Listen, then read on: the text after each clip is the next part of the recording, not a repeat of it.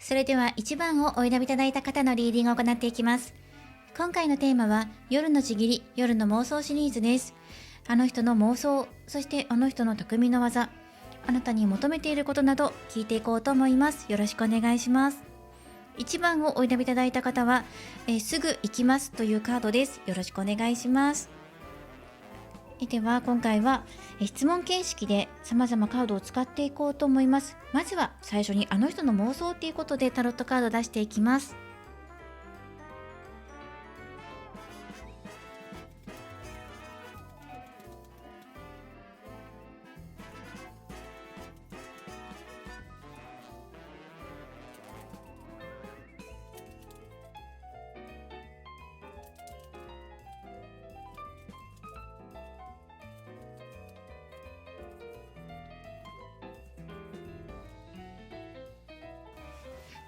はい、それでは見ていきましょう。カードは価格に入っているでしょうか。ブッ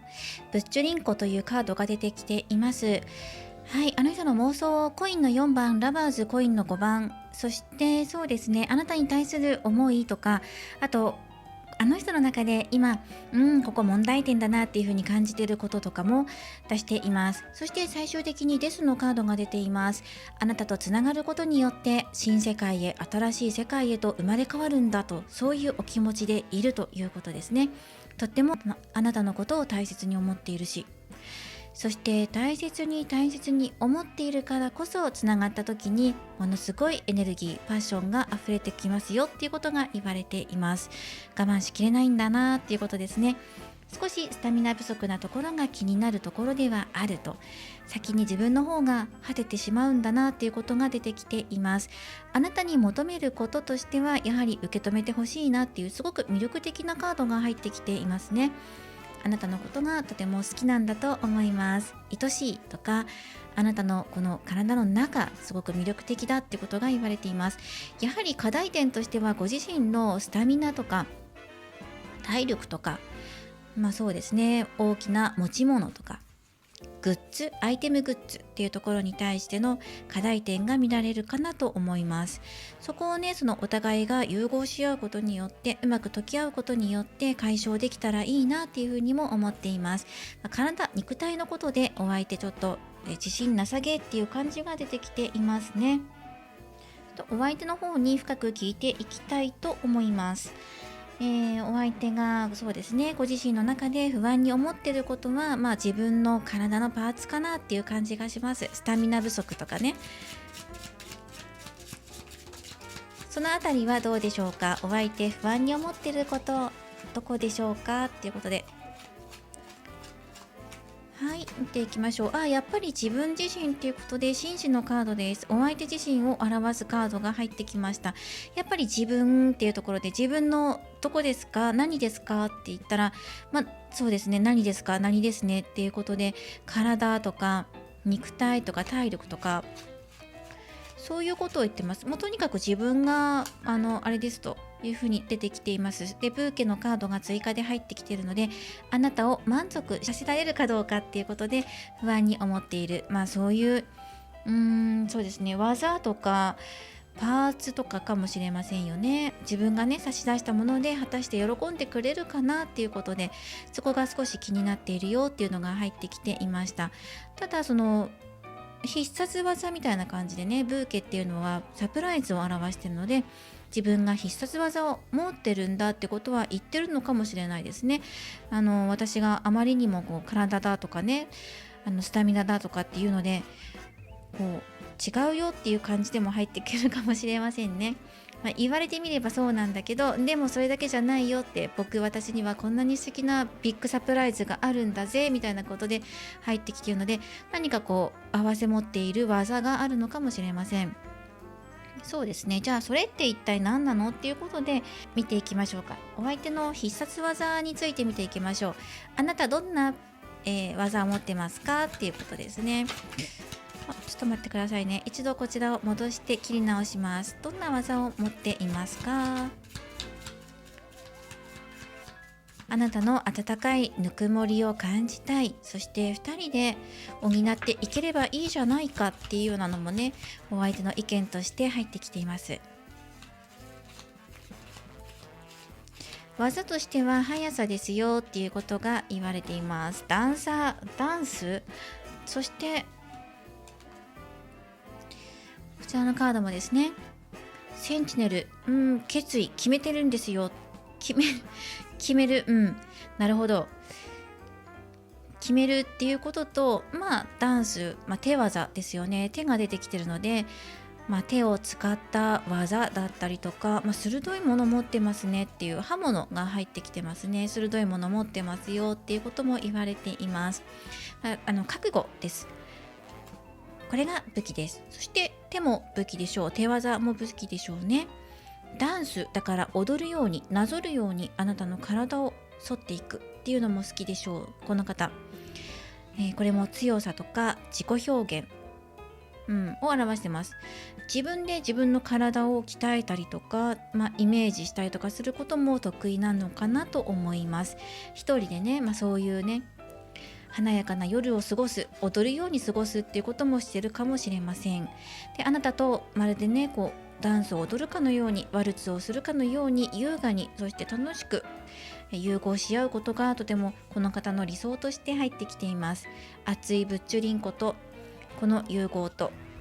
2つの異なるものが1つになっていく様ですね。この人の必殺技としては、やると決めたからにはやり抜きますよっていう覚悟の強さだったりとか、あと遊び心ですね。手癖があると、手癖って言ったらちょっとあれですね、手の技を持っているってことで、ハンドメイドの力があるということです。はい、ではそして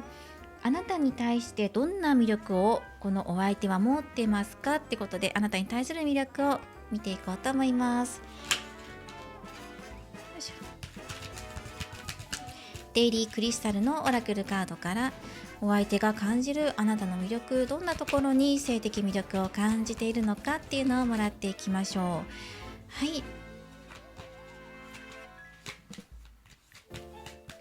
はい、どういうところに、魅力を感じているのか。あなた自身の内側からにじみ出てくる魅力です。そしてあなたの瞳の奥底の輝きだったりとか、そうですね、一つ一つ、細胞の一つ一つに魅力を感じています。ヘマタイトのカードです。グランディングっていうワードが入っていますので、あなたの土台ですよね。あなたを作り上げているもの、やはり細胞だったり、細胞レベルでね、惹かれ合ってるってこともそうですし、体の相性がいいっていう風に思っているかもしれません。打てば響くような、そんな相性だってことも言われてるんじゃないかな。そしてグランディングなので、自分が強いものを持ちかけても、ビッグなサプライズを持ちかけても、あなたはきっと喜んでくれるだろう。ここにね、スポッとね入る、お花を生ける花瓶のようなね、そんな存在であると、そこがすごく素晴らしく魅力に感じますということです。ではラッキーナンバーを出していきましょう。トランプからこちらからね、カードを1枚もらっていきましょう。お相手の技をあなたはどのように感じるのか。はい、1枚もらっていきます。こちらですね。なんか打たれたっていう風にね入ってますね。お相手があなたにどんどんと打ち込んでいきます。どうだっていう風になっていますね。どうぞそれのね、お相手から打ち込まれてくる数々の手技、この技をあなたはどうぞ受け止めてください。私たちは赤い糸で結ばれているんです。そんなメッセージも込められています。ラッキーナンバーは9番です。はい、9という数字を胸に留めておいてください。お相手から打たれる日がやってくると、心打たれる日ですね。体も大きく波打つでしょう。ではブレッシングオブラブのカードからメッセージをもらっていきます。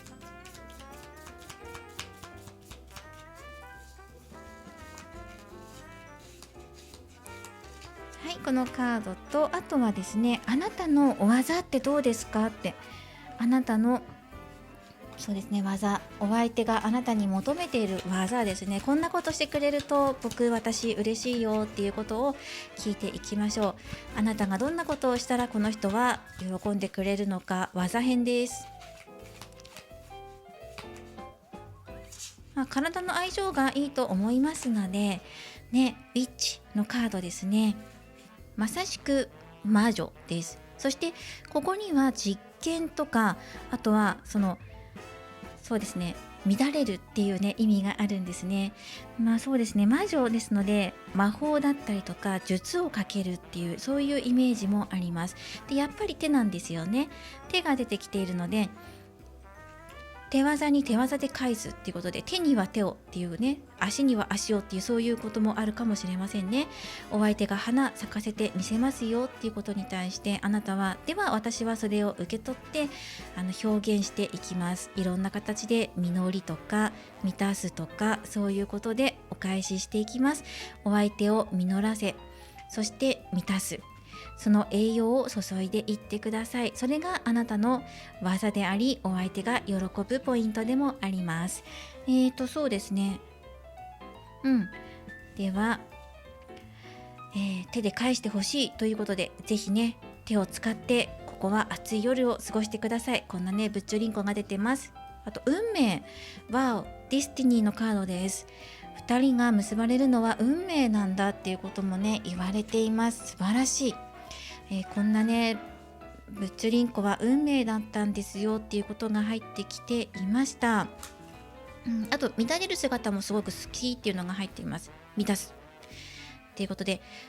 そうですね、お相手を満たすのもいいですし、あなたが乱れるっていうのもいいでしょう。たくさん乱れるとこの方は満たされる、心が満たされる、気持ちが満たされる、体も満たされるということで、運命感じちゃってくださいっていうね、はい、そんなブッチョリンコも出てきていました。ではその後ですね、じゃあ何かありますかっていうことで、あなたの奥深く望んでいらっしゃるようなんですが、ではどういうことをしていけばより良い、素敵な夜を過ごしていけますかっていうことで、こちらのルノルマンからももらっていきましょう。いやー、なんかこう運命っていうカードが出てるので、もう2人はね結ばれる、ブッチョリンコしていく。そしてそのお相手のスタミナ不足だったりとかがもしあったとしても、そこはこう優しく受け止めてあげてくださいっていうことで、どうすればもっと近づいていきますかっていうことと、あとこのデスに対してですね、その2人でね夜明けまで重なり合った後に新しい世界、その新しい世界っていうのはどういう世界なんですかっていうの気になりますよね。そこもねこちらのカードからもらっていきましょう。ですよ。果てしない先、夜明けまで2人でブッチョリンコしていった先にはどんな世界がお相手、あなたを待っているんでしょうか。はい、見ていきましょう。この1枚です。ここもなんかね手がね出てきてますよね。手が好きなのかな、お相手は。手でしてもらうこと、撫でてもらうことだったり、マッサージしてもらうことだったりとか、いたわってほしいなとかね、そういう気持ちも強いのかな。また自分もね手に自信ありますよっていう風に出てるので、手をね使って、道具使ってますよね、使っていたりとか、このシルクというか繊維を持って糸を持ってね紡いでいって、そこで何かこう作り上げるとか、ほどく、紐をほどくとか、そういうことも好きですね。これは糸をこう切ってるんですけど、糸っていうのはこう紡いでいくだから、あなたとのご縁を紡いでいってとか、あなたのお洋服を少しずつこう編み込んでそれをほどいていくように、そういう丁寧な作業がこの方は好きなのかもしれません。でそして2人でこう朝を迎えた後っていうのは新鮮な気持ちになっているって、もう生まれ変わったかのようだっていうふうにお相手は言ってます。そうですよね、こんな濃厚な運命的な夜を過ごしたら生まれ変わっちゃいますよね。このテーラーも仕立て屋さんっていうことなので、無事に見事ね仕立てることができましたって、紡がれましたよ2人の手でってねことで、2人で協力して踊って自由に表現して楽しく、そして強く朝まで繰り返し肌を重ね合うことによって仕立て上げられました2人の世界が細部までこだわりましたよっていうことが言われています。ディティール、細部までこだわって美しく洗練された世界が作り上げられていったんです。もうそこには2人の愛しか残っていません、というね、そういうお相手のメッセージもありますね。素晴らしい。そしてよりね2人が近づいていくためにっていうメッセージと、あとはですねこちらのやはりデイリークリスタルのオラクルからもカードをもらっていきましょう。どういうところに意識していけばいいですかっていうことですね。はい、1枚もらっていきます。アクアマリン、すごい流れに身を任せるっていうことですね。そしてノルマンカードはこちらももらっていきましょう。レターのカードです。これはお気持ち伝えるっていうカードですね。メールやもちろん手紙でもいいですよ。文字に起こしてお相手に熱い思いをぶつけてください。愛していると。あとは流れに身を任せましょう。お相手とそのような良い感じの雰囲気になったらそのままもう身を任せてください。あとはお相手のエスコートに身を任せて、そして伝えたいことがあるんだったら伝えていきましょう。いいですね。ペンを取ってお相手に手紙を送る。現代で言えばメールや SNS を使って気持ちを伝えるっていうこともいいと思います。素晴らしい。流れに身を任せる。そうすれば全て物事はうまくいくでしょう。自分の魅力を信じて、あなたには文字や言葉にする力があります。そこにあなたの色気が乗っている。その自分のロマンチックな思いを文字や言葉にしてお相手に伝えることができます。それを自分の才能なんだ、色気の一つなんだっていう風に感じて、ぜひねポエムを綴ってください。そうですね。お相手に直接伝えなくても自分の持っている SNS のアカウントでポエム、詩を作ってみたりとか歌詞を作ってみるのもいいでしょう。創作活動をぜひやってみてください。ハンドパワーがすごく出てきていたので、お相手ももちろんそうなんですけど、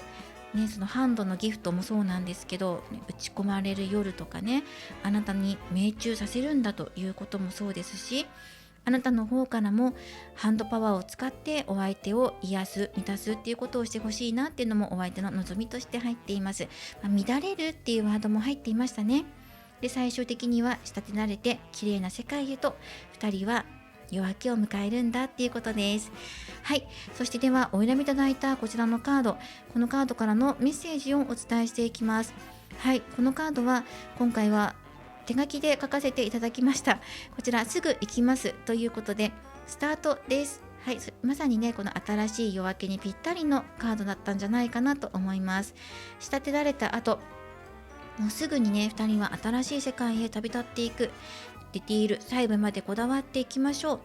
細かいところまでね手が届くお二人だと思いますから、相性も抜群ですよ。細かいところをしっかりチェックして念入りにお手入れして、そしてねお相手のねことを癒してあげる時も細かいところまで癒してあげてください。はい、あなたのその癒しの力がお相手を虜にさせています。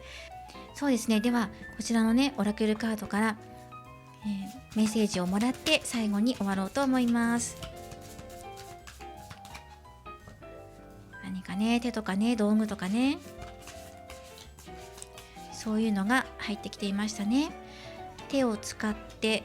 何かを動かすとかね、紡ぐとかね、脱がすとか紐解くとかっていうのもワードです。はい、では癒しのメッセージもらっていきましょう。あなたには無限の才能がある。あなたは自分で思っているよりもはるかに多くの能力を持っています。全部探し出さないともったいないですよ。人生は一度きりなんですからね。宝探しのようにこれからも自分の可能性を一つずつ探していきましょう。その可能性が幸福に直結します。探し出してください。初めは手探りかもしれない。だけど手で掴んで味わっていきます。感触を味わってください。しっかりと握りしめていきましょう。で、その多くの可能性をあなたは持っていますし、才能があるっていうふうに言われてますからね。タレント、才能がある。それをお相手に全部ぶつけていきましょう。そして2人の間の可能性や、あなたの才能を使ってお相手の中の宝をね探してあげてください。キラキラと輝くものが眠っているはずです。はい、こちらのメッセージもお受け取りください。はい、では以上ですね。今回はお楽しみいただけましたでしょうか。また次回もその夜のちぎり、夜の妄想シリーズ続けて行っていこうと思います。ぜひお楽しみにしてください。ではもしね楽しめたなと思っていただけたら、高評価やコメント、そしてチャンネル登録などぜひよろしくお願いします。ではまた次回の動画でお会いしましょう。最後までご覧いただきありがとうございました。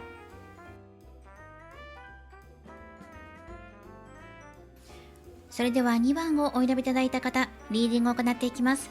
今回のテーマは夜のちぎり、夜の妄想シリーズです。あの人が考えていること、妄想していることや、あの人が持っている匠の技、あなたに求めていることなど見ていこうと思います。よろしくお願いします。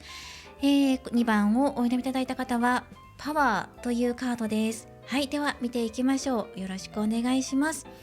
まずはタロットカードを使って見ていこうと思います。あの人の妄想です。はい、どんな妄想をしていますか？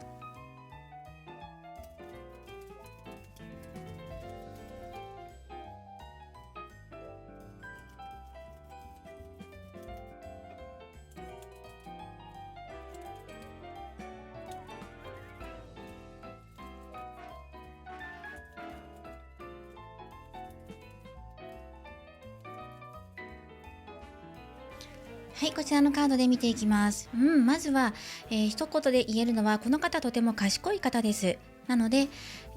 なのでっていうわけではないんですけど、少しね、そのマニアックな面があるかもしれません。いろんなことを妄想しているでしょう。賢いし頭の回転も早いので、言葉巧みにあなたのことをお誘いしたりとか、ちょっといたずら風にからかってみたりとか、イチャついてみたりとか、時には意地悪な言葉を使ってあなたを誘い出すような、そんな色っぽい言葉もね使えます。言葉っていうのがすごく入ってきますね。あとは少しだけこの方、アブノーマルな感じもします。少しね見ていきましょう。この方にとってあなたと結ばれることとは、あなたと肌を重ねることっていうのは一体どんなことでしょうか。なんかね、知的好奇心とかそういうことも入ってくるんです。もっと知りたいな、ワクワクする、あなたってどういう反応をするんだろうとか、反応を見て楽しむ。あとはここにソードの8も入ってるので、縛るっていうのが好きか、縛られるのが好きなのか、縛られる方が好きなような気もしますが、冷静にクールダウン、あなたと、肌を重ねることによってクールダウンになると、熱い体が冷まされる、冷静になる冷静になる、クールになる。はい、いいですね、クール。そしてこちらがお相手が気にしていることとしてはジャッジメントです。ジャッジメントは復活とか再開とか決定とかね、お知らせとかそういうのを表すんですが、大きな決定打に欠けるって思ってるのか、復活する要素がね今のところ自分には足りないかもしれないってことです。数多くこなせないかもしれないけど、喋りは達者なので口でなんとかね攻めていくようなスタイルを取っていくんじゃないかなと思います。そしてあなたに求めていることっていうのもソードの4番のカードで、一旦お休みしましょうっていうカードなんですね。なのでそんなに動きとしては激しくないんじゃないかなと思ってます。クールダウンのカードも入ってますし、こちらのカードっていうのも特にねその動きがアグレッシブなカードではないので、ゆっくりと丁寧に進んでいくか、または、休み休みやっていくのかなっていう感じもしますね。ただね、技はたくさん持ってますよ。マジシャンのカードが入ってるので、この人はね言葉だけではなくていろんな技をたくさん持っています。そして最終的にあなたと結ばれてどうなっていくのって言ったら、コインのキングのカードなので安定するんですよね。冷静になってよりなんかこう自分に自信がつくとか、あなたっていうのを十分に知って楽しくっていろんなことを経験して、自分がよりね大人になっていくというか、たくましくなっていく、自分に自信持てる、自分というものに対してね自信が持てるようになっていくんですって、肉体的にもそうですねっていう風に言われています。だから言葉とか技だけじゃなくて違うところでねこの方自信持てるようになっていくよっていう風に出てきています。そしてこれがあなたを表すカードです。コインの7番なので、これは良い関係性になっていくために工夫するとかね、より栄養を与えてより良い実りを手に入れようっていう、そういう関係性の見直しとかを表しています。で、お相手とちぎりにおいてあなたは何度もね見直すんですよね。どうしたらもっといい関係になっていけるかしらっていうことでね、それがあなたのいいところですよ。それはねお相手もねよくよく見てくださっていると思います。休憩を挟みつつあなたの様子を伺いながら、ここがね少し気になりますよね。布の番で聞いてみましょうか。ジャッジメントです。補足でもらっていきましょう。それはもうちょっと深掘りして教えてください。復活要素なのか、自分ですね。自分の復活に対して自信がないのかな。これはね、こう蘇りのラッパを吹いてるんですけど、自分自身が蘇ることがちょっと難しいので、休みながらやっていきましょうっていうことですね。対応策にソードの4番なので、休んでね、時間をちょっと置いてくれたらね、結構技持ってるんで、じゃあその技はどんな技なんですかっていうことで、お相手の匠の技について聞いていきましょう。お相手の持っている技は何ですかっていうことで、ごめんなさい、聞き直していきましょう。どんな技持ってますか？いろいろ持ってますよって言ってるんですよ。最低でも4つは出してほしい、4枚は出してほしいっていう風に出てきているので、4枚ちょっと贅沢にね出してみましょうか。なんでしょうね。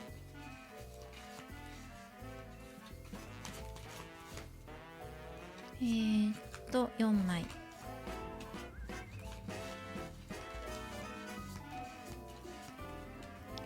縛られるのが好きなのか、縛るのが好きなのか。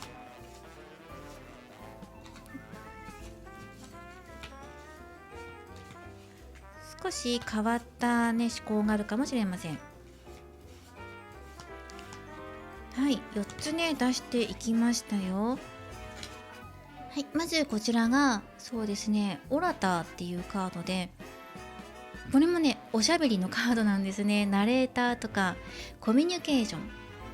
言葉をうまく選ぶとかね、コミュニケーションっていうカードが入ってきています。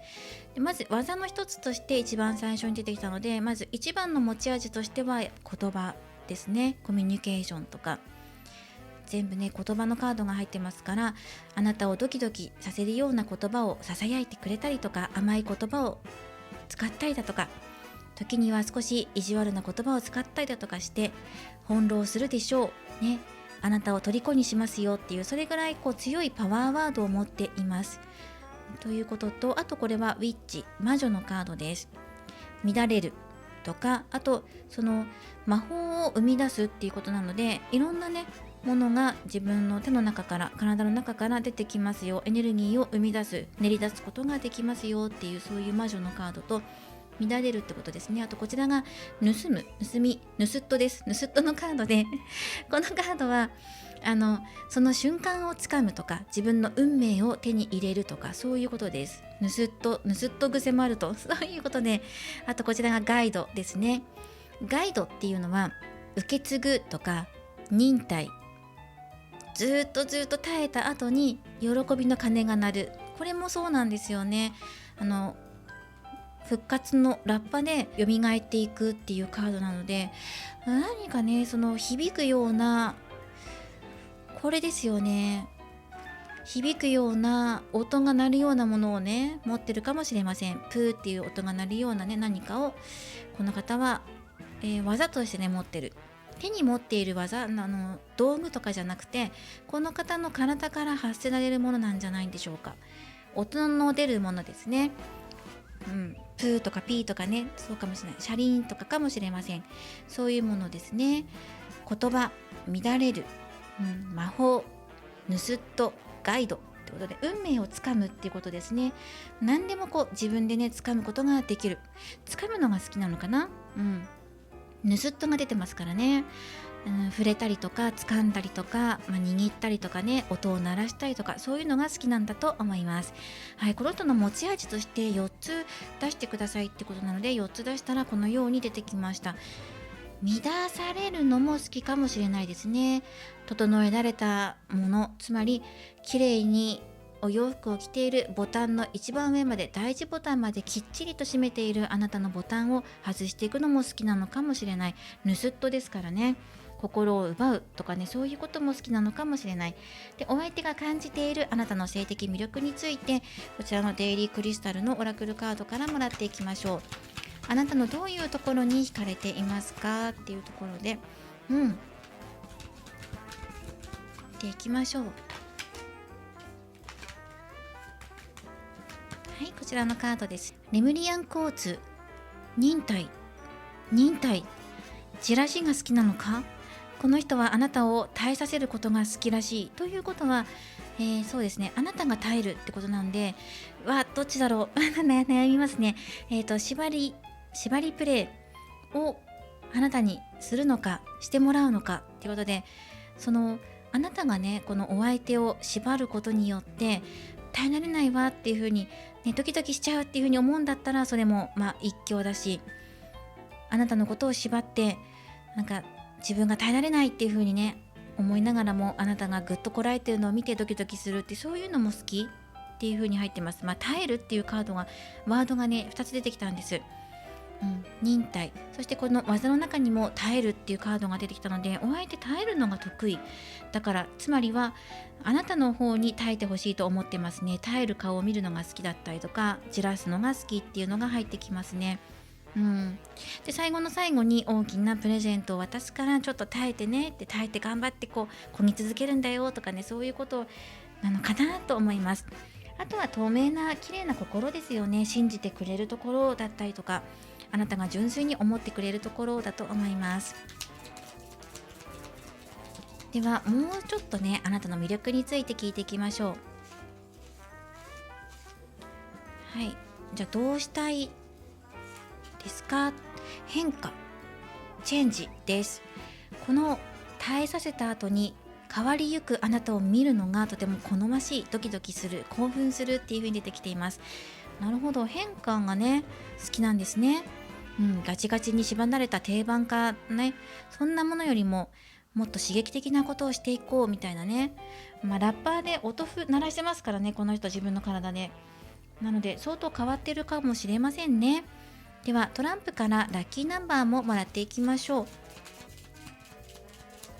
う。なんかね手に、念力を込めてね出してるかもしれません。何をっていうところなんですが、トランプは13です。13がラッキーナンバー。ちょっと一風変わった格好してますよね。コスプレのようなね。だからそういうことが好きだったりとか、シチュエーションに合わせてね楽しむことが悪くないっていうふうに思っているかもしれませんね、この方の中で。そして勢いよく走り出しているので、勢いも大事だよねっていう風に入ってますね。その縛られていた、囚われていたものから自由になった時、その瞬間にお互い勢いよく駆け巡っていくものがあるでしょうっていう風に言われてますね。あるよねっていう風に言われてますね。はい、ということで、ではですね、あとはルノルマンカードで、そうですね、この方とこの妄想が現実化していくかどうかっていうことについて、どうすればもっと現実に近づいていきますかっていうのを見ていきましょう。そのカードはこのルノルマンで、そしてそうですね、そのあなたも耐えるっていうのがちゃんとお相手の要望通りにねできると思うんですね。関係性を何度も見直すことができるっていうね、そこが魅力だっていうふうに言われているので、そのねいろんなプレーにも耐えるというか、楽しめる、一緒に楽しめると思うんですね。それはすごくいいと思います。はい、ではルノルマンで早速もらっていきましょう。雲のカードです。晴れ間が出ている雲のカードですね。稲妻も出ています。雷も鳴っているしね、鳥も飛んでいます。いろんな風景がこの1枚に込められていますね。まさしく変化ですね。もやもやすることもあるかもしれません。ですが最終的にこのお相手のことを思い続けて、もやもやするとか、あとあえて嬉しいとか、いろんな感情があなたの中に駆け巡っていくでしょう。ですがそのどんな風景もお相手と一緒に楽しみたい、そんな気持ちを忘れずにいてください。すべてね、そしてあとは体力づくりするのが今おすすめですっていう風に入っていますから、筋トレしたりとかボディメイクしたりするのもいいでしょう。健康的にいてくださいと、そういうのが入ってますね。そしたらそれがそのままあなたのタフさというかスタミナの部分につながってきます。良いお食事をしてスタミナをつけておいてください。そういうことですね。そしてあとはですね、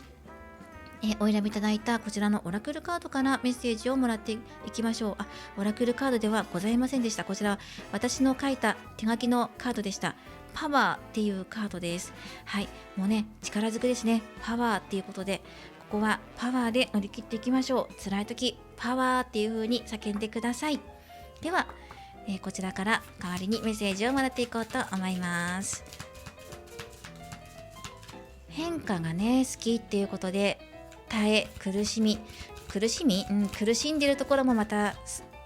いいっていう風に思ってるのだと思います。はい、ではこちらから癒しのメッセージもらっていきましょう。お相手とつながっていくために、あなたは女神です。あなたは優しくて美しい女神のような存在です。あの人にとって。だから我慢しないで、自分の心の求めるままに生きてください。正直に美しく生きていくことで、あの人から今より大切にされるでしょう。あなたは女神ですね。そうですよ。そんなね、お相手のこんないろんな技にね、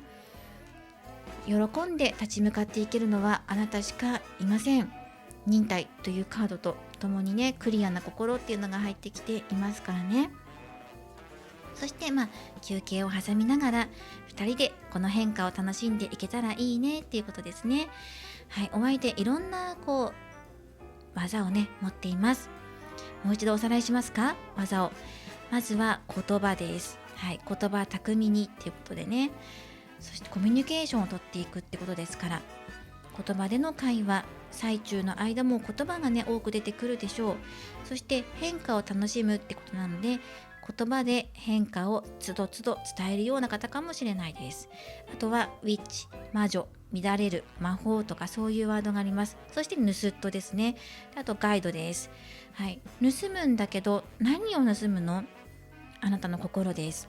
はい、またはあなたのグッドなポイントかもしれません。盗んで運命を手に入れるんだってね、ゲットするんだっていうこと。そしてお導きがあるでしょう。これなんかね、ラッパー鳴らしてるので、お相手の体がプーとなるでしょう。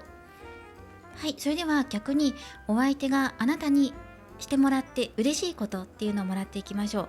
う。ね、これを、最後に出していきます。どんなことをしてもらったら嬉しいと思うのか。どうしましょうね。何のカードで出していきましょうか。タロットでまずは出していきましょう。あなたにこれをしてもらえると嬉しいなっていうことです。逆にね、あなたの技を披露する時がやってきました。さてそれは、はい、見ていきましょう。おっと、カップの8番です。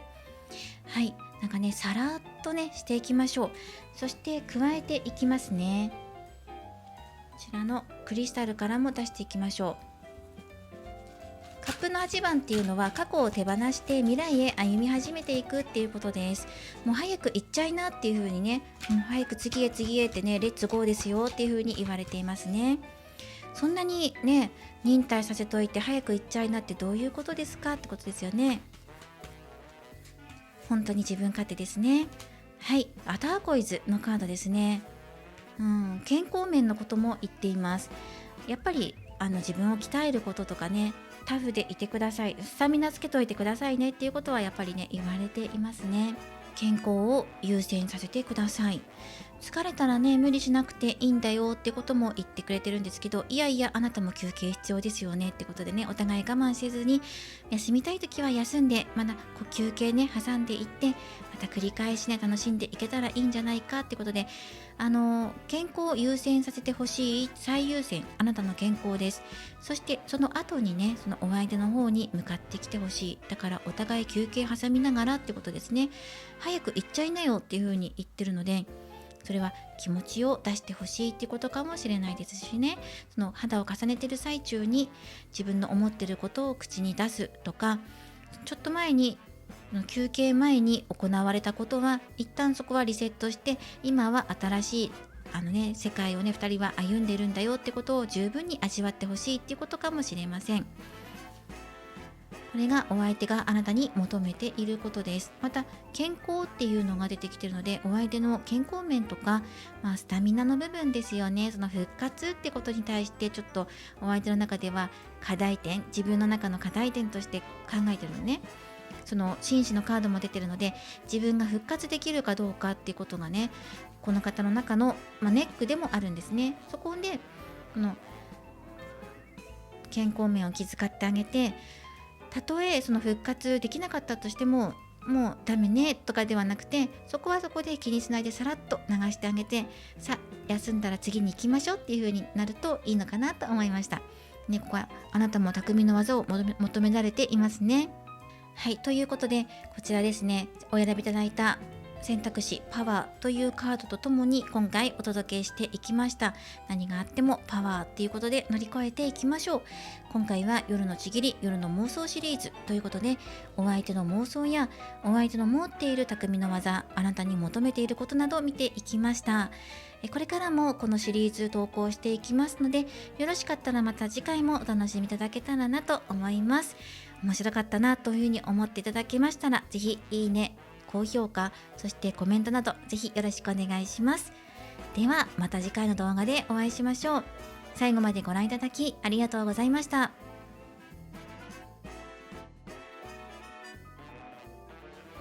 それでは3番をお選びいただいた方、リーディングを行っていきます。今回のテーマは夜のちぎり夜の妄想シリーズです。あの人の夜の妄想、そしてあの人に聞く匠の技、あなたに求めていることなどを見ていこうと思います。よろしくお願いします。3番をお選びいただいた方はこちら OK というカードです。さあ OK いきましょう。で今回ですね、そうですね、タロットカードから見ていきます。あの人の夜の妄想です。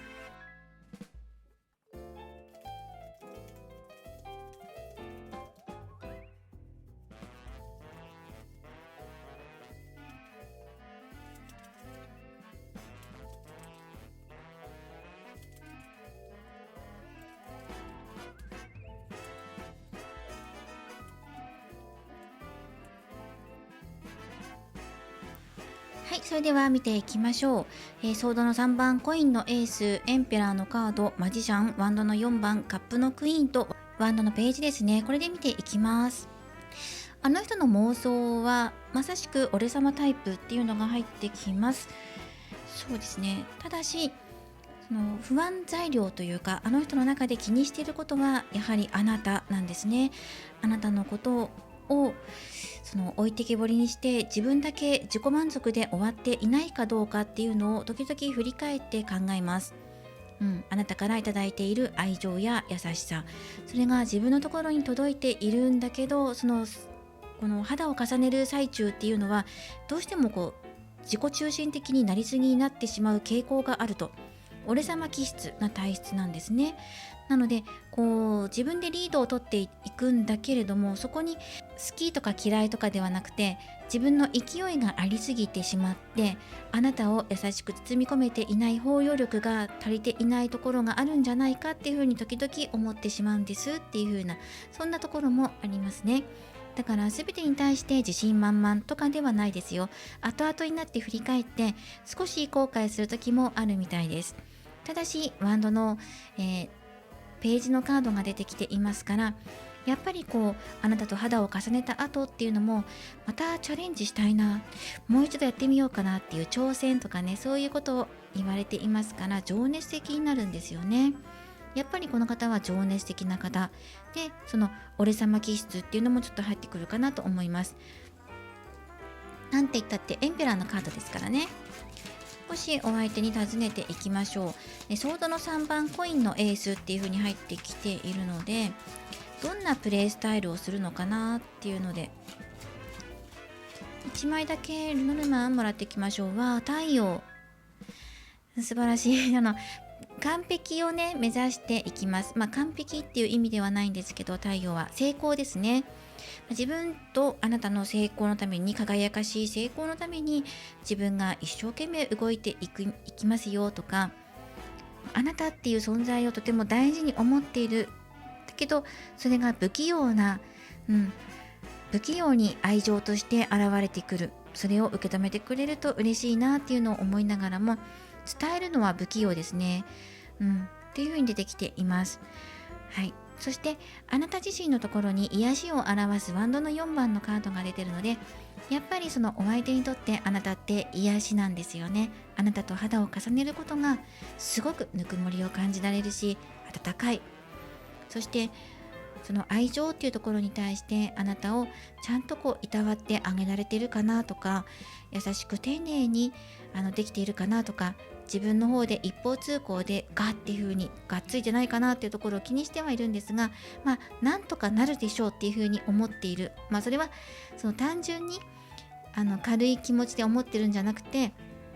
工夫すればその自分の不器用なところもちゃんと愛情を伝えられていけるんじゃないかっていう風に前向きに捉えていますね。ポジティブに捉えています。自分が一方通行だからダメだっていう風に思うんじゃなくて、不器用なところもあるんだけど、それでもね伝え続けていこうって、不器用なりに頑張ろうっていう風な、そういうお気持ちが見えています。素晴らしいですね。さすがエンペラー、皇帝キングですね。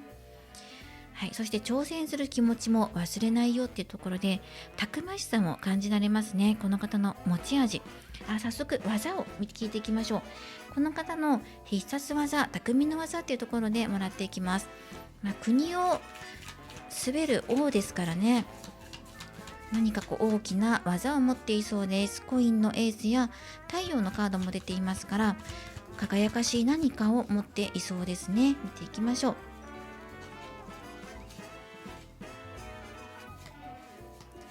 ですね、1枚もらっていきましょう。ツインズのカードが出ました。まずはね、この方は体力的には十分申し分のない方です。タフだし、スタミナもあります。持久力もあるので、体力面的には何の問題もないでしょう。そしてあとはこちらですね。これはバランスとか、そうですね、自分、セルフプロテクション、自分自身、あとはツインズなので双子っていうことも表してるんですが、今回はあなたとお相手っていう感じで、引用のバランスだったりとか、そういう風にして読もうかなと思います。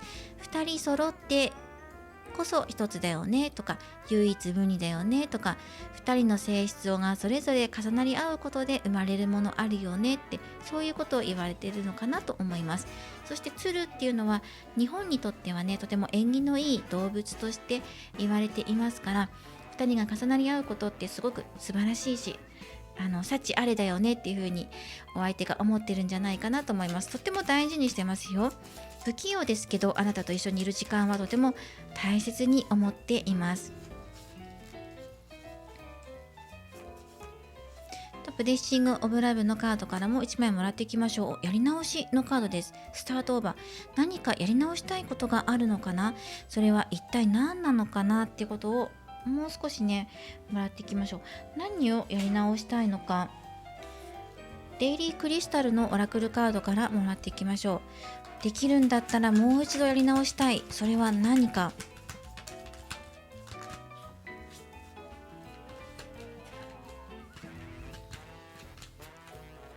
何をやり直したい。レインボーオプシディアン。心を癒したい。心を癒したい。Heal your heart。 あなたの心を癒したい。もう一度優しく接したい、癒したい、そういうことが入ってきました。何かドキッとした方いますか？あなたの心を癒してあげたい、優しさで包み込んであげたい、自分の愛情、ハートをね伝えたい、もう一度やりたいんだっていうことで、前にね過去にうまく伝えられなかったとかね、そういうことが後悔があるのかもしれません。やっぱり気にしているところに、あなたへの愛情のかけ方とかね、優しさの見せ方とか、そういうことが言われていますから、優しいあなただからこそ甘えちゃうんだけど、やはりねここは自分の誠実な気持ちをもう一度伝えたいんだっていうお相手のお気持ちが出てきました。ではラッキーナンバーをまず出していきましょう。あなたとお相手が肌を重ねるタイミング、そのラッキーナンバーはいくつでしょうか？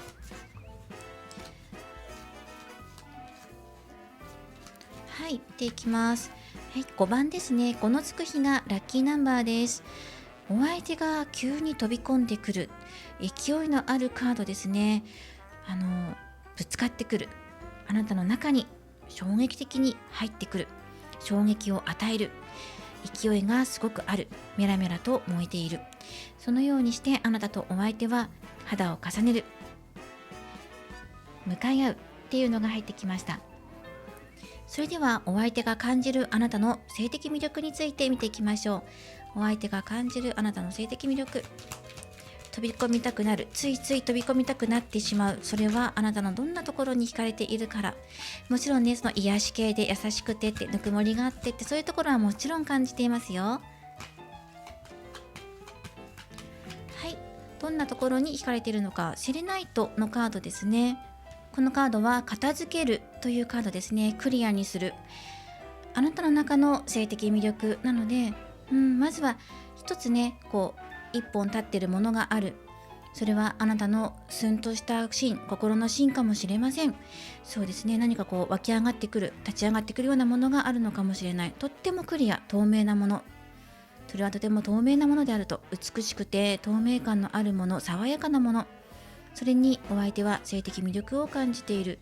それはスッと通った鼻筋かもしれませんし、あなたの細い腕とか足かもしれない、脚線美かもしれませんね。スッと通った長いものっていうのが入ってきます。そこに性的魅力を感じているということと、あとはこれはクリアにしていくこと、不要なものをなくしてよりクリア、より洗練されたものっていうのが入ってきていますから、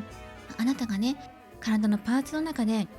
無駄のないスタイルだったりとか、姿勢が美しいとかね、そういうことも入ってるかもしれませんね。透明感のあるお肌っていうのもあるかもしれません。そこに惹かれているっていうのが入ってきました。あの方が感じている性的魅力です。なんか一本ね、立ち上がってくるものがあると。それではここで、あの人が求めていること、あなたにどんなことをしてもらったら嬉しいと思うのか、こちらのカードからもらっていきましょう。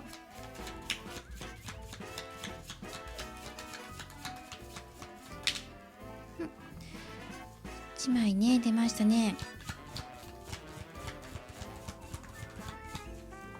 センチネル、決意、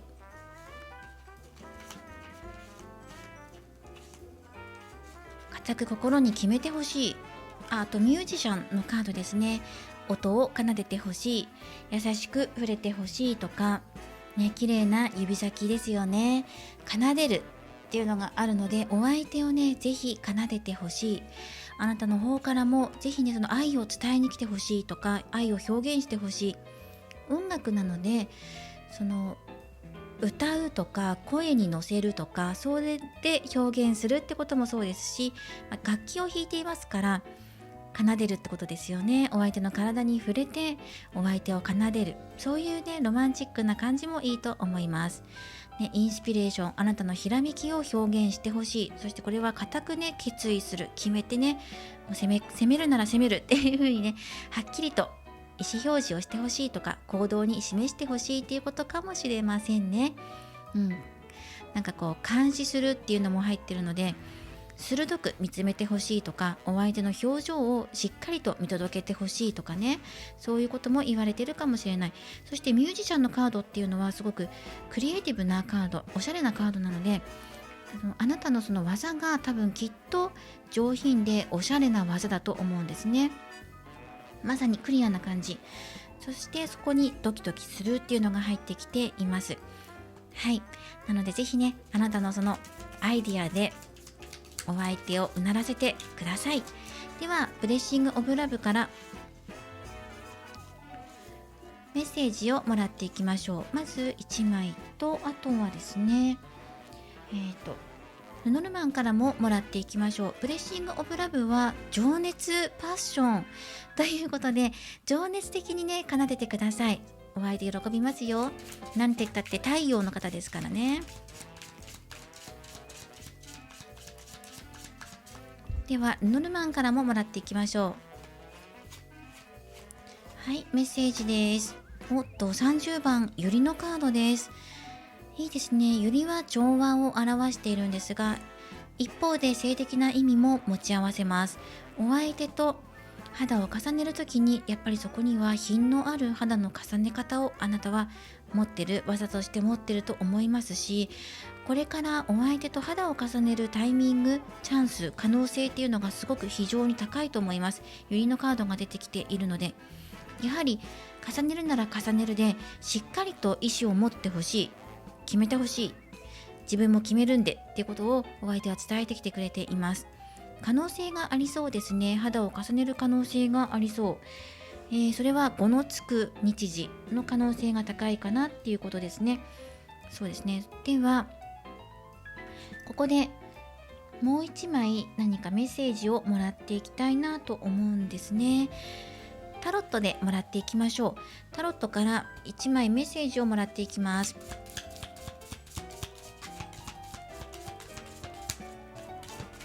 お相手にね、もっとシンプルでいいのよっていう風に言ってもいいですし、っていうかこの方はもともとストレートでシンプルな方ですね。ちょっと俺様気質な感じもしますが、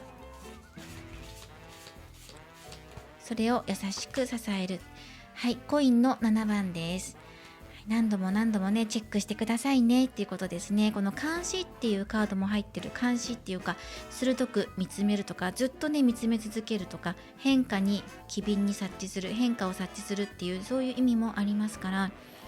そこであなたが何度もトライするとか、より良い改善を求めていく、提示していくっていうこともいいでしょう。こんなことしてみてはどうかしらとか、今日はこういう気分でどうかしらっていうといいねっていう風になるかもしれませんので、都度ね変化を見逃さずに、そして情熱的に激しく求め合ってください。ではこちらのお選びいただいたカード、今回こちら OK というカードなんですね。その自分で OK サインを出す、その勇気を持ってください。しっかり覚悟していきましょう。情熱しっかり持ってくださいね。では最後にメッセージをお届けしていきます。 OK ってね、膝を持ち上げていますが、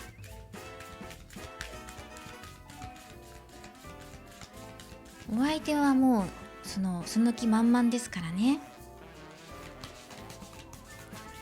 はい、では癒しのメッセージです。おっと、愛はいつもある。 Love is always。 愛は決してなくならず常にあります。辛い恋をしても出会った時から愛はそこにあり、失うことはありません。その愛を大切に育む。あなた自身の中で、またはお相手の優しさとして、そうすれば愛は大きくなっていく。肌を重ねること、それはいつも常にある。それは愛である。ちぎり、肌を重ねることは決してなくなることはないでしょう。出会った時から常にそこにあり、失うことはなく、そして大切に2人の絆、そして肌を重ねていって信頼関係を育んでいってください。パートナーシップを育んでいってください。あなた自身、お相手の中で、お二人の中で、そうすればちぎり、この肌の重ね合い、お二人の情熱、パッションですね、これはどんどんと膨らんで大きくなっていきます。はい、赤みを増していくでしょう。愛はいつもそこにあるというメッセージがありました。ぜひこちらもお受け取りください。今回は夜のちぎり、夜の妄想シリーズとして、あの人の妄想、そしてあの人の持っている技とか、あなたに求めていることなど見ていきました。これからもこのテーマ取り上げていきますので、また次回もお楽しみいただけたらなと思います。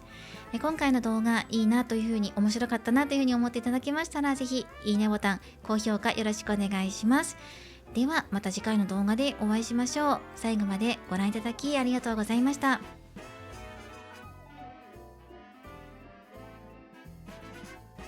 それでは4番をお選びいただいた方、リーディングを行っていきます。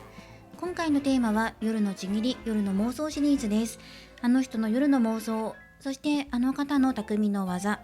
あなたに求めていることなどを見ていこうと思います。4番をお選びいただいた方は移動中というカードです。はい、筋トレしていますね。ではタロットカードであの人の妄想を見ていきましょう。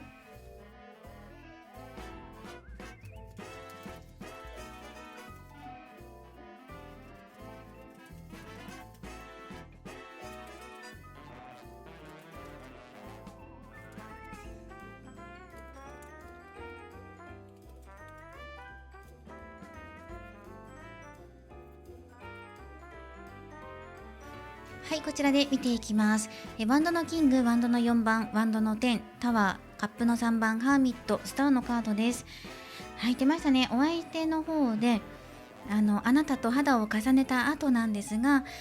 その後もね、そのあなたのことを思い出して一人でしてしまってごめんなさいっていう、そういうメッセージが入ってきています。どうしてもこの衝動を止められないんですっていうぐらいね、とてもタフ、情熱的、パワフルなお相手ですね。あなたと一緒にいる時はすごく穏やかで優しくて愛情もかけてくれるから、とっても楽しいんです。とっても楽しいね、一晩を過ごすと思いますが、一晩では物足りないんじゃないかなっていうぐらいのね、それぐらいパワフルなお相手だと思います。そうですね。なんかこう自分の殻を打ち破りたい。で、全部を表現して見せていきたい。全部出していきたいっていう思いがあるんですが、それを見せられる日もあればそうじゃない日もあるので、毎日がいいんだよねとか、もっと欲しいんだよねって欲しがりさんですね、なんですが、ね、でもそれが叶わない時にはやっぱり自分一人で満足するような日もあるので、それはごめんなさいっていう風にもう素直に出てきています。正直な方ですね。あなたと一緒にいると楽しいし、とってもキラキラするって、興奮するっていうのが出てくるんですね。ただしこのワンドの10とかタワーとかね、ハーミット、ここを見ていると、やっぱりどうしてもね、自分の抑えきれない情熱があって、それを全部こうぶつけることができないから、自分でね、そうですね、自己分析し、自分で自分自身を破壊し、そして再生するっていうのの繰り返しっていうのが入ってきていますね。抑えきれない情熱をなんとか今は自分でね、なんとか浄化しているんですっていうことですね。あなたと肌を重ねた時はスターのカードだから、こんな衝撃あったのかっていうぐらいね、まさしく地面を揺るがすような、そんな衝撃的な晴天の霹靂ですよ。そんな力を持っている2人が重なると、そういう風にね、効果が倍増していくんですね。お相手に尋ねていきましょう。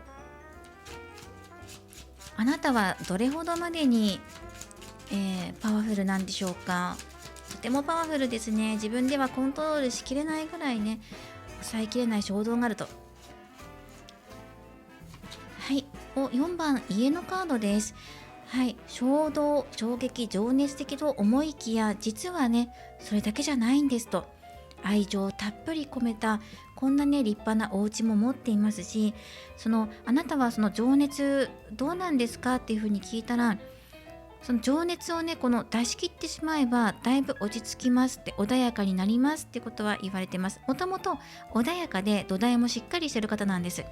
ただちょっと興奮してしまうと、抑えきれない情熱がどうしても出てきてしまって溢れちゃうんですよね、タワーのように。一回これを浄化しないと自分の中で落ち着きを取り戻すことができないので、その作業はどうしても必要です。ただ大きな愛であなたを見ていることは間違いありません。とても正直な方ですね。そして自分には大きな、立派なねものを持っていますから、ぜひねそれを味わっていただきたい、楽しんでいただきたい。あなたがそれを美味しいねとか楽しいねって言ってもらった時には、とても自分はキラキラします。そのようなことを申しております。17番コウノトリのカードです。幸せな移動ですね。はい、あなたの愛に包まれて、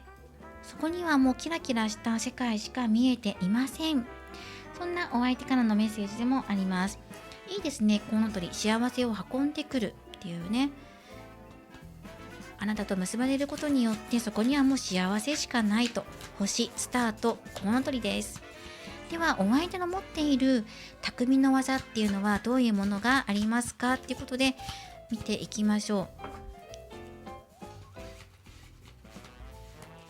はい、お相手の持っている匠の技です。熱望ですね。これも情熱です。そして決してくじけることなく野心を持って、そしてあなたのところへ向かっていきます。とても勤勉ですね。熱くあなたを望んでいますよ。まずこの人の持ち味、匠の技としてはやっぱり情熱という熱さ、熱い気持ち、情熱、そしてこうしたい、自分の目的のために動くっていう行動力です。これが自分の持ち味。そしてここ手の上に鍵が出ていますよね。鍵です。この人の情熱をカチャッと開ける鍵、家の鍵のようなね、大事なキーワードがあると思います。後で出していきましょう。そしてこちらのカードからも見ていきます。ストーリーテイラーですね。これは語り手です。コントロールっていうのもワードとして入っていますね。ポイントを抑えるのうまいとか、語り部、喋る、語る、物語を紡ぐっていうこともそうですね。これ影絵をしていますよね。手先が多分器用なんですね。情熱的でまっすぐでストレートな方、かつ手先が器用っていうことと、あとこの鍵が気になりますね。ポイント、この人の情熱をカチャッと開ける鍵が、ポイントが知りたいですよね。そしてそのちょっとね、変わったポーズをしているので、変わり種も持っていると思います。この方のことを深掘りする前に、この人があなたにしてほしいことっていうので1枚もらっていきましょう。こんなことされると嬉しいよっていうことです。それは何でしょうか。とっても優雅なカードですね。グロース、成長、ピルグレス、そうですね。これは聖なるものとかチャンスとかね、とても優雅です。あなたが華やか、あなたの香り、そして包み込むような光、ぬくもり、温かさ、一緒にいて楽しいし、そしてこの人のポイント、鍵を開けるポイントですね。ブレッシングオブラブのカードからもらっていきましょう。何をきっかけにこの人の情熱は扉を開いていくのか。性の情熱ですね。はい。進展した時、アバンダンス、豊かさとか進展、2人の関係性が進展するとか、そんな感じ、そんな雰囲気になった瞬間、カチャッと鍵が開き、怒涛のようなね、情熱が溢れてくる、そんな風に言われています。ではこの方が感じるあなたの性的魅力ってどんなところですかっていうところでカードもらっていきましょう。とても華やかなところなんじゃないかなと思います。自分の前だけで開く花のように、自分の前だけで香りを放つかのように、虜にしたい、虜になってる。はい、性的魅力見ていきましょう。マラカイトのカードですね。変化の時、あなたが変わる時、トランスフォーム、はい、変化の時ですね。時間っていうのもちょっと入ってくるかもしれないですけど、あなたと一緒にいる時とか、一緒に過ごす時間とか、お話ししている時とかにちょっと興奮する鍵がね、興奮の鍵が開かれる。で、性的魅力の部分なので、個性的なところっていうのも入ってきます。と変わる時なので、イメチェンした時とかね、ちょっと今日はいつもと違う、スタイルでとか、いつもと違うニュアンスでっていう風になった時に、この方の中でっていう風にね、性的魅力を感じたりするみたいです。変わる時だから、あともう1枚もらっていきましょう。ゴールデンヒーラークォーツです。オープンザドア扉を開くのはあなたっていう風に言われているので、この方のその性的な情熱のね、鍵を開けるのがあなたっていう風に言われてますね。もう名指しされましたね。ご指名です。あなたに開いてほしいと、あなたがその鍵を持ってる、自分の性的な欲求をね、開くポイント、鍵を持っていて、そのあなたの鍵が、あなたの持っている鍵で開けてくれたら、私の情熱はとことん溢れていく。はい、とてもね、豊かなものですよっていう風に言われています。いいですね。なんか個性的な方なんじゃないかなと思います。あなたがね、この方にとって、あの人にとっては、あなたは特別な存在として見えていますし、優雅でもあり、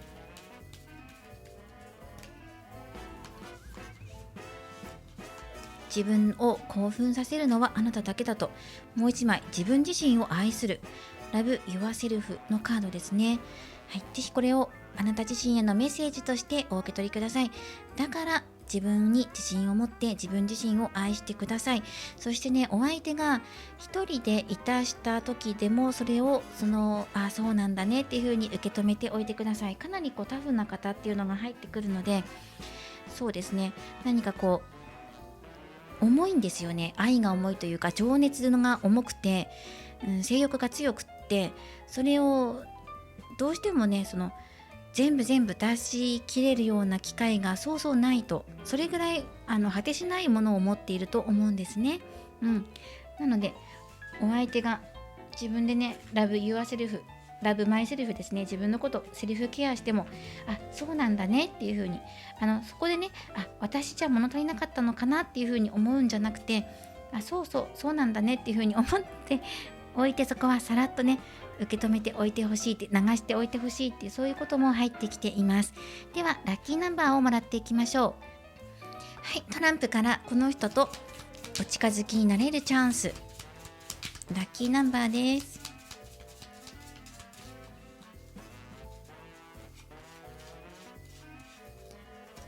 では見ていきましょう。7です。7のつく日時を参考にしてください。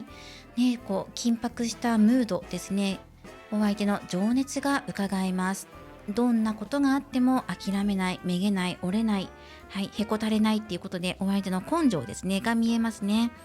では1枚ルノルマンであなたへのメッセージです。コウノトリとお家のカードも出ていますから、愛あふれる将来のこととか家族とか、そういうことを考えているかもしれませんね。メッセージ1枚見ていきましょう。6番雲のカードです。この雲のカード、絵柄はここに嵐もあり雨も降っているんですが、ここに晴れ間も見えている、いろんな天気が現れていますね。もう1枚出していきましょう。鍵のカードですね。鍵多いですね。その鍵をね開くのはあなた、鍵を持ってるのはあなたですよ。どんな鍵ですかって、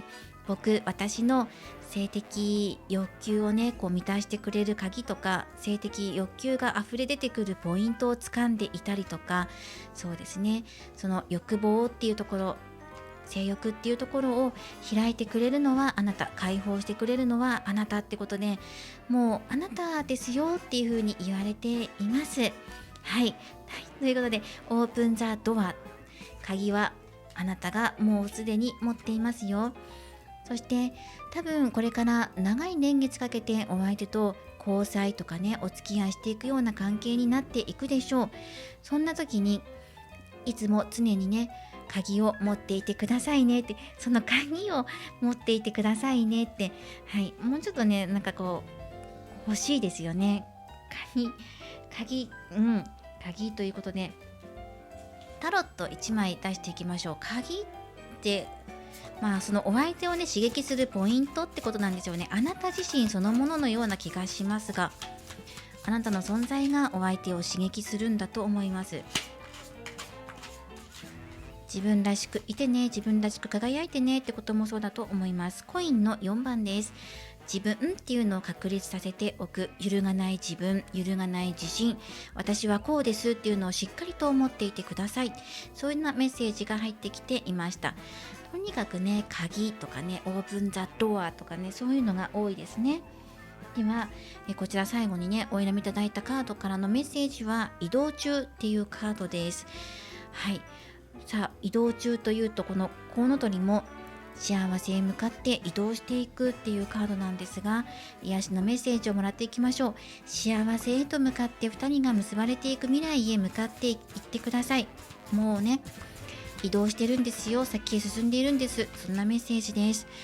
そしてお二人は交際とかするんじゃないかなっていう風に見ています。長いお付き合いになると思います。ではメッセージです。自分の価値は自分で決める。周りの評価を気にするのではなく、あなた自身が自分自身を評価してください。周りの評価を気にして生きていると、そこに振り回されていつしか自分を見失ってしまいます。自分らしく生きるためには、自分の価値は自分で決めるということです。その価値に従って生きていくことで、お仕事での成功が訪れる。お仕事、今回はちぎりなので、お相手と肌を重ねるということの上での成功が訪れるでしょう。自分で自分の価値を決めてください。とても個性的な方だと思います。スターのカードも出ていましたので、あなたっていうのを自信持ってアピールしていってください。そうするとお相手との間の成功が訪れやすくなるでしょう。さらにね、引き寄せられていくと思います。こちらもぜひ参考にしてください。今回は夜のちぎり、夜の妄想編として、あの人の妄想とあの人の匠の技、ね、オープンザドア、鍵はあなたが持っている、そんな結果になっていました。これからもこのシリーズまた続投してお届けしていきますので、また次回も楽しみにしてください。いつも温かいコメントや応援本当にありがとうございます。今回はお楽しみいただけたでしょうか。面白かったなと思っていただけましたら、ぜひいいね、高評価、コメントなどぜひよろしくお願いします。ではまた次回の動画でお会いしましょう。最後までご視聴いただきありがとうございました。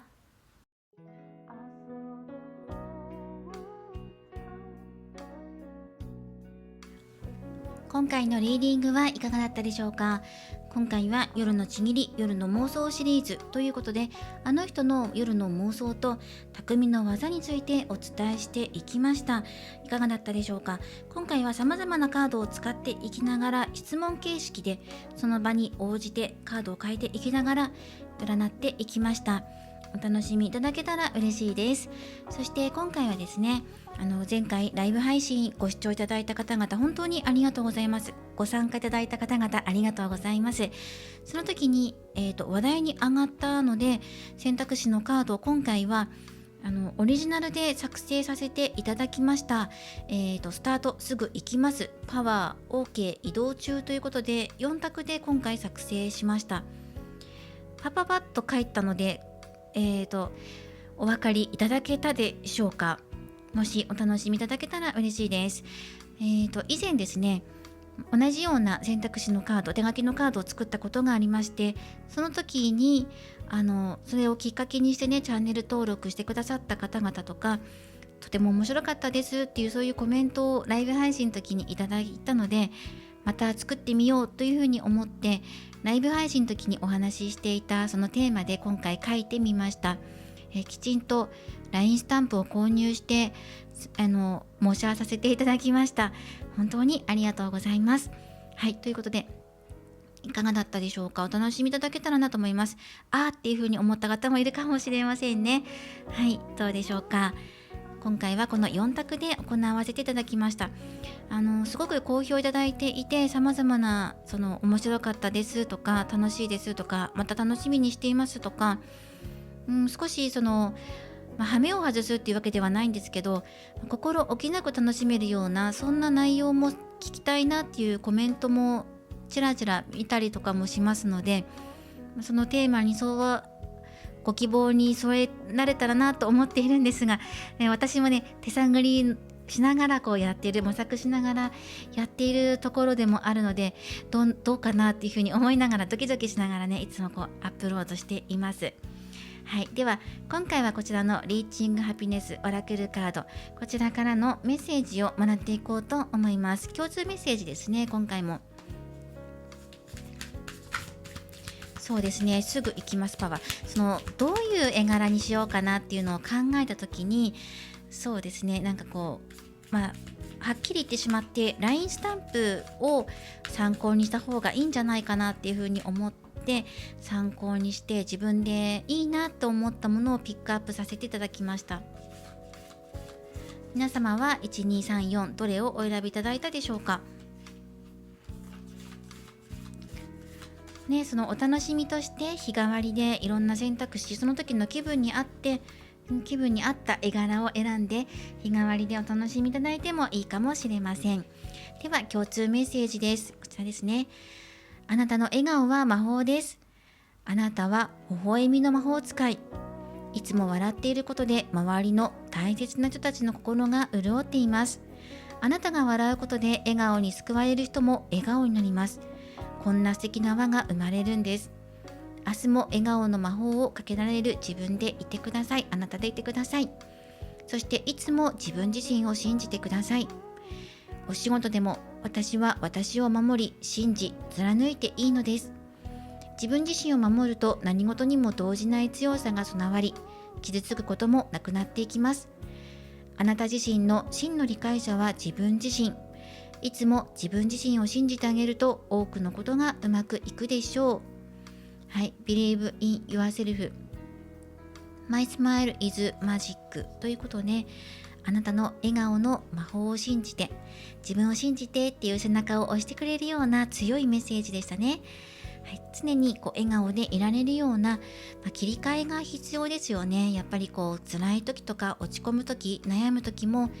もちろん私にもありますし、でもそれでもそれを表面に出さないように一生懸命仕事しようとか、特にお仕事とかではね、そのプライベートの面を出さないようにしようって意識していらっしゃる方もたくさんいらっしゃると思いますし、逆にその仕事で嫌だったこととかをプライベートに持ち込まないようにしようっていうふうに意識されている方もいると思います。切り替えですよね。でもどうしても心が沈んでしまって、うまくパフォーマンスが発揮できないな、自分の能力がね発揮できないなと思う時もあるんですよね。そういう時、時間が解決してくれるのを待つってこともそうだし、なんか癒しをねやっぱり作っておくのがいいのかなっていうふうに思いました。人によってそれぞれあると思いますが、美味しいご飯を食べたりとか、お風呂にゆっくり浸かるとか、たくさん寝るとかね、いろんなことができると思います。どんな癒しが今あなたにとって必要なのかなっていうことをもう一回考えてみる。何が自分を笑顔にさせてくれるのかなとかね、何でもない関係ないところでふって笑えるような瞬間もあるかもしれません。私も最近落ち込むようなことが結構ありまして、もうね笑顔でいられないなって思うぐらいに悩むというか、悲しかったり悩んだりしたことも あったんですけど、それでもねやっぱり自分は生きていかなきゃいけないしっていうことで、なんでこんな切り離してね考えることができないんだろうとか、って悩んだことも最近までずっとあるし、なんだったら今でもずっと引きずって持ってるんですけど、言ってしまえばそういうネガティブな言葉とか思いっていうのがどんどん出てくるんですが、それをね出し続けていってすっきりしたっていう方法もありだなっていうふうに思います。私は吐き出すっていう方法よりはどっちかっていうと溜め込んでしまうタイプなので、そうですね、何か自分が楽しかった時のことを思い出すようなことを最近繰り返しやっています。そして何かそこから反映できること、今の自分に反映できることは反映して努力しようって、なるべく努力して改善していこう、良くしていこう、もっと良くしていこうっていうふうに思ったりしますけど、そうじゃないところ、自分の本当の核の部分っていうか本当のところで癒したいけど、癒す方法がわからなくなってしまった時っていうのは、過去に癒された経験っていうのをもう一度味わおうとして過去を遡ったりもします。そんないろいろな様々な方法を使いながら自分を癒したりとかしているんですが、皆さんはどんなことをしたら自分自身が癒されるか、もしよかったらコメントにて教えてください。はい、ではすぐ行きます。パワー OK 移動中ということで、今回4択用意してみました。さらっと書いて30分ぐらいだったんですけど、ちょっと筋肉がね難しかったです。筋肉が難しい。はいということで、今回は長々とアフタートークお話ししていきましたが、最後までご視聴くださった方々本当にありがとうございます。ではまた次回もテーマを変えて投稿していきますので、そうですね、こういうね今回の内容が良かったよっていう方はぜひコメント残していただけると、それを参考にまた次回の動画作りしていきますので、はい、ぜひご協力よろしくお願いします。では最後までご視聴いただきありがとうございました。また次回の動画でお会いしましょう。